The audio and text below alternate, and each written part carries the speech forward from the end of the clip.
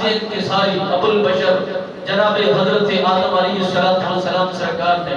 بارگاہ خداوندی میں ظہر کی. مولا کریم نے فرمایا اے آدم علیہ نبینا آپ بتائیے آپ کو یہ راستہ کہاں سے ملا ہے, یہ سبق کس نے پڑھایا ہے,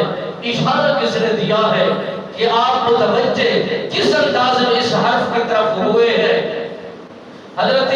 ابو البشر جناب حضرت آدم علیہ السلام سرکار بارگاہ خداوندی میں عرض کرتے ہیں مولا جب سے تو نے بہشت سے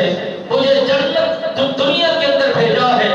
دنیا کی سرزمین پر اتارا ہے, کبھی بھی میں نے ان آنکھوں سے تیرے آسمان کی بلندی کو نہیں دیکھا تھا. میں گھبرا گیا تھا, پریشان ہو گیا تھا, میں کیسے سر بلند کر کے تیرے اس کھلے آسمان کو دیکھوں, چمکتے ہوئے ستاروں کو دیکھوں, روشنی پھیلاتے ہوئے سورج چاند کو دیکھوں, میں کیسے دیکھ سکوں. مگر عرصہ دراز سے میں ذہن بنا رہا تھا, میں یقین بنا رہا تھا, ہمت باندھ رہا تھا, تقوی پر اتر رہا تھا.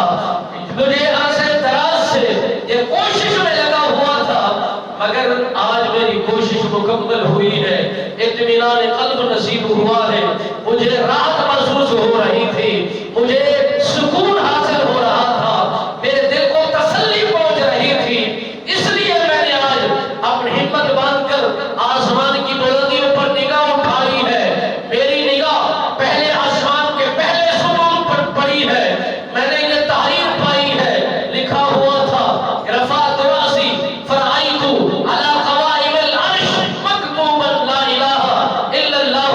محمد رسول اللہ. میں سمجھ گیا جو تیرے نام کے ساتھ جس نام کو جوڑا گیا ہے, تیرے نام پاکیزہ کے ساتھ جس ہستی کا نام جڑا ہوا ہے, وہ کوئی عام نہیں ہے, وہ لجپال ہے, وہ مہربان ہے, کرم نوازی ہو جائے گی, مہربانی ہو جائے گی, ساری مسائل حل ہو جائیں گے. حضرت آدم علیہ السلام سرکار فرماتے ہیں بس اسی کا سہارا لے کر میں نے تیری بارگاہ